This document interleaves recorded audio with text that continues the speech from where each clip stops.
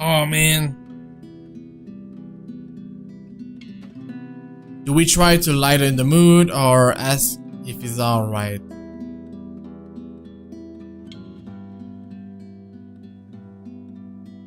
Hey, let's just ask if he's alright. Hey, are you alright there, Whiskey? You're looking like you need a serious drink. Not that way though, what the hell? What is it that you want to do then? Films. Documentaries mostly. But cinematography is a lot more difficult than photography, right? I was working on this thing, actually. I'm fine. Just a bit winded from all that moving about. It's been a long day. And the day's not over yet. So if you can excuse the bluntness, you either shape up to help or ship out back to your room and let us do the rest of the work. Jesus, Marianne. He hesitates, eyes locked firmly on the door that led to the dining hall. Even now, you can still hear as Mr. Wright and the photographer chit-chat in between shots. It's not my place to say this, but she really does seem to care a lot about you, you know? There's no need to remind me of that. A strange smile appears on his face before he shuts his eyes and sighs. Tell the workers that you're all dismissed early. That's nice and all, Whiskey, but we really shouldn't just take off. Delays aren't a good thing when it comes to big projects like these. The sooner we tackle certain issues, the better. And I trust you can take care of these issues another day. Don't make me ask again, Mint.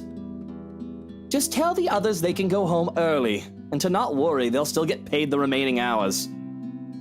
I don't know what prompted this. With the air he's putting on though, I know better than to meddle and prod further. Besides, Fine, you're the boss. walking out of the kitchen, I just accept the fact that whatever he says will go while under his roof. Mr. Wright and the photographer are still far too busy in conversation to notice me, even as I make my way through the dining hall. Besides, I didn't want to ruin their fun. Well, it wasn't really a big thing. People didn't like Blue Fonzie very much. Bleu foncé. It's bleu foncé. People don't like a film about colors. I suppose they would have liked Blue Bibby a lot more. Going to the foyer as we stumble upon the family butler once more, who raises a brow at my presence. And where are you off to in a hurry, Miss McCulloch? The foreman is looking for you. The Bratwurst wants us off the clock. He's dismissing us early because of... Oh, I don't know. I don't know. He just wants us out of here. I'll go and call a cab for you then. It would be for the best that you leave when he asks you to. I don't doubt it. My ride back to the city doesn't take too long to get here. Granted, there were some difficulties at first because the driver didn't know where the immigrant mentioner is. What? He tried to have us hand over GPS coordinates from our smartphones or some other techno babble that I did not care about, and the butler did not understand. But as soon as we told him it's that haunted mansion over the Ansliman's village, he knew the place. And in fact, he headed over, albeit with some hesitation. Yeah. On the way back to the city, the driver keeps complaining about the place giving him the willies. It gives me the willies too. I would have loved to snap at him. But as soon as the thought occurs me, another blossoms in the forefront of my mind. Another blossoms. One that has somehow bothered me greatly more than my exasperation over whiskey and this project of wanting all of it to stop. There has been no lowering whispering over my ears today. Oh, it's true. Worse, I find myself searching for it. Searching for her. Damn near loose ends. Fucking bloody loose ends everywhere. I thought I've already moved past this years ago, and it does nothing to help me curb my frustration. If anything, it only ensures that I want a stiff drink. And where else do I go to drink? Tuesdays are for karaoke, and Wednesdays, improv. Usually, it's these 4 guys who did hilarious games. The one with Irish drinking songs are always a crowd favorite. Though I love a good laugh, stand-up comedy is not my thing. And without Cam or Aruna or any of the distractions, I end up drinking a lot more this time. And when there's several bottles of beers in front of me, I get really embarrassing. Hey! G! Psst! G, come over here. Gee, come over here. I need you for something. It's a good thing that the bartender is a nice fellow. I'd probably have been kicked out of the other places by now or worse. If push comes to shove, all he would do is give me an easy smile and shake off his head even when he's attending to other customers. Just like now. Give me a moment, will ya? I gotta go check on her. He's some Asian guy. And I'm pretty sure I've seen him before a couple of times, although he never talks to anyone else except G. Girls used to be all over him too, but he'd always turn them away. I'll be here. You go do that before she falls over. Ah shit! It's Ashton. I'll be here. All right. What is it? Is that the officer too? What? Do you need someone to help you get home? Bartender, pour the wine. I think that's enough alcohol for you, little missy. I'm cutting you off. A whine comes from the back of my throat as he pulls my bottle away. I have no hope of getting them back once they're behind the counter. Even in my drunken mind, I don't dare hop over it for them. Because what little sense I have left knows I'd sooner take a floor dive than succeed in wresting a bottle from a sober man. But that doesn't stop me from trying to reach out with my arms like a stupid idiot anyway.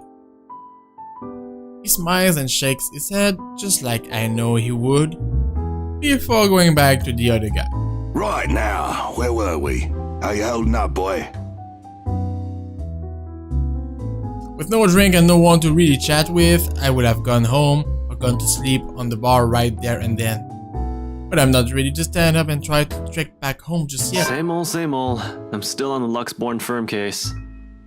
Those blokes they talk about being in dark suits, whisking people into the night or some shit and all that. Didn't the media call it some ridiculous name in the morning news? What is it this time? Wait, don't answer that. They've called it a lot of things. As long as people don't start running around claiming they're the Illuminati. So, what have you got for me this time, G? Anything good? Slow down there. You haven't even told me what sort of deal in Dosh we got. Who are you looking into this time? Their talk would have interested me, would have kept my attention if I gave a damn. But in my current state, I can barely give 2 fucks about the things going on around me. All these words are just buzzing, barely surfacing from the sea of sound that is a pub. And it would have stayed that way, perhaps even drowned, if I did not hear his name. Luke Wright. You know the guy. And don't pretend like you don't, G. It takes a special kind of ignorant not to know who he is. That smug blonde who likes throwing round his money. He was just here a few days ago, as a matter of fact. Great tipper, if you think him just dumping a wad of cash on the counter after having too much whiskey counts as tipping. Why are you asking? He dirty? You have no idea, G. He's probably the worst sort you can imagine. Oh. Luke fucking Wright. Fucking whiskey. Even without him around, I'm salivating about the guy. What the absolute fuck. Despite this, I find myself getting up and sauntering over to join them before I pipe up. Is this smart talk about Luke fucking Wright I'm hearing, eh? Private conversation here, lady. There's only amusement on G's face. The Asian guy, he starts to look ticked off as hell. Don't worry, Holmes, she's clean. And she might be able to help you with your, predicament. Course. A drunk's just stumbled through here with what I need. Get real, G. No offense, lady, but you're smashed. I know, right? Nothing beats being drunk after a hard day's work. Especially when you're working for Mr. Luke Wright. So, she works for the guy? Doesn't that make her, I don't know, suspect? Suspect. See, have a little faith in me, why don't ya? I don't have much, and you might as well have something to go off. You're the one who was so desperate to come running to me for business. Yoo-hoo! Still right here, fellas. 5'11". Can't miss me. Unlike Shorty over here. What's with that mad look? You want to dance, boy? You don't look like you can bust a groove. Maybe a leg, but with that fancy coat of yours. To add insult to injury, I moved directly behind him and used the top of his head as an armrest. Oh, and when he shakes me off, I plop into the seat right next to him. Don't try me. You can hardly stay on your feet. We don't want to ruin your fancy coat, do we? Ah, children, the both of ya. But you're still standing after all that, are ya? Matt, you see this giantess? She's a legendary regular here. Been drinking like there's no tomorrow. I'm a bit jealous. Can't do that anymore or my liver will give out on me. Good with the mic, too. Don't see you much recently, but I guess you're always busy, aren't ya? Good with the mic too, if you know what I mean. You're some fancy designer or something, if I remember correctly. Wait, I know you. You were at the open house for the mansion. Yeah, that's right. Marianne McCulloch. I'm a famous interior designer extraordinaire. Ooh, that rhymes. Extraordinaire. Anyway, you guys were talking about that weenie Luke Wright, right?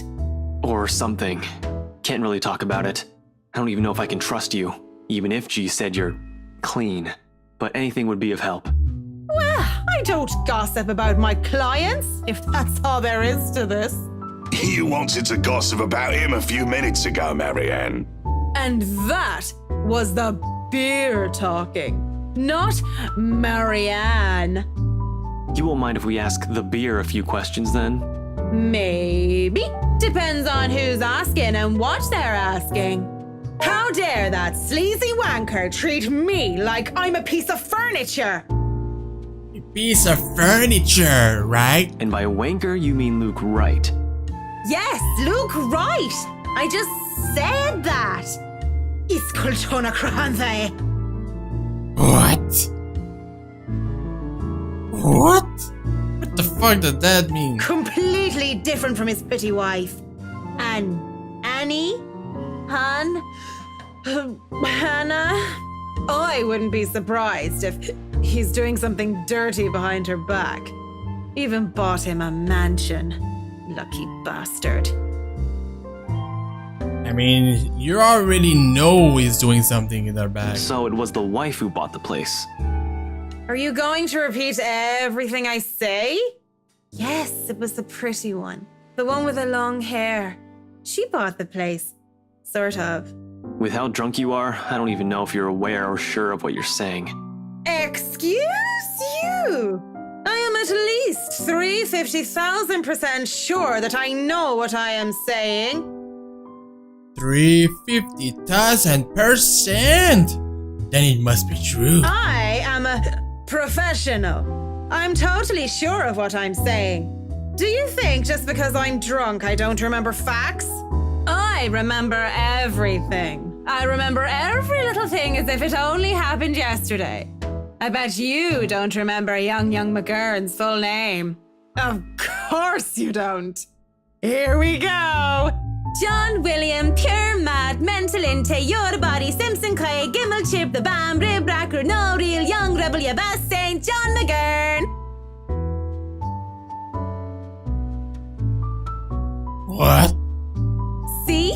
I have a photographic memory. Or read memory. I don't remember which is which. Back to the wanker. Nothing off about him or anything?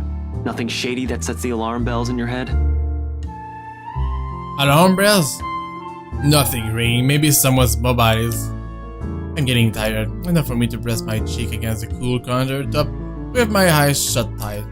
Eventually, cracking one eye open, just in case they thought I fell asleep, I grinned at Holmes. Aside from being a sleazy piece of shit, he did get all in a tizzy whenever something about security